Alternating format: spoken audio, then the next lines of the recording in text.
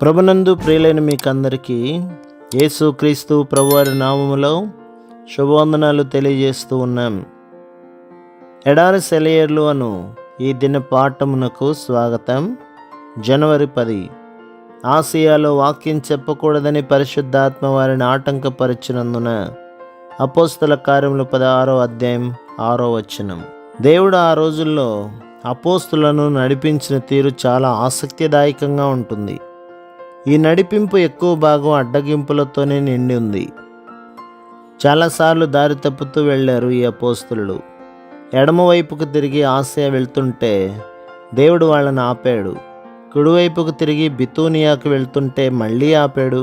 తర్వాత కొంతకాలంలో పౌలు జీవితం మొత్తానికి గర్వించదగ్గ సేవను ఆ ప్రదేశంలో చేశాడు.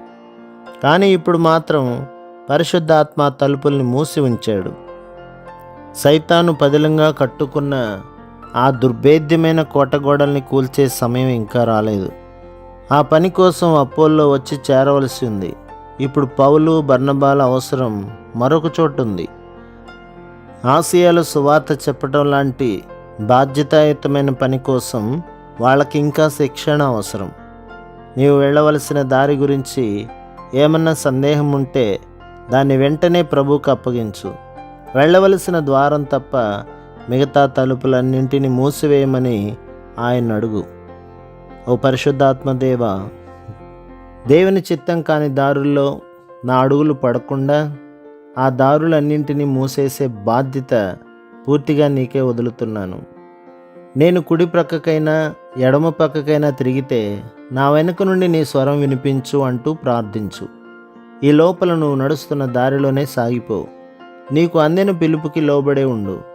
పౌలుకు పరిశుద్ధాత్మ దేవుడు మార్గాన్ని ఎలా బోధించాడో నీకు కూడా అదేవిధంగా బోధించాలని ఎదురుచూస్తున్నాడు. అయితే ఆయన నిన్ను ఒక పని చేయనీయకుండా ఏమాత్రం అడ్డుపెట్టినా విధేయుడవడానికి నువ్వు సిద్ధంగా ఉండాలి. నమ్మకం కలిగి ప్రార్థన చేసిన తర్వాత అడ్డంకులేవి కనిపించని పక్షంలో తేలిక హృదయంతో ముందడుగు వేయి. కొన్నిసార్లు నీ ప్రార్థనకి జవాబుగా ఒక తలుపు మూసుకుపోతే ఆశ్చర్యపడవద్దు. ఎడమకి కుడికి వెళ్ళే తలుపులు మూసుకుపోతే త్రోయ ప్రదేశానికి వెళ్ళే తలుపు తెరిచి ఉంటుంది. అక్కడ లోకం మీకోసం ఎదురు చూస్తున్నాడు. దర్శనాలు మీకు కర్తవ్యాన్ని బోధిస్తాయి. అక్కడ అవకాశాలు పుష్కలంగా ఉన్నాయి. స్నేహితులు మీకోసం ఎదురు చూస్తున్నారు. నీ జీవితంలో విడదీయరాని చిక్కుందా? ఛేదించలేని రహస్యపు దిక్కుందా? నిజాలు వెలికి తీసే దేవుడున్నాడు.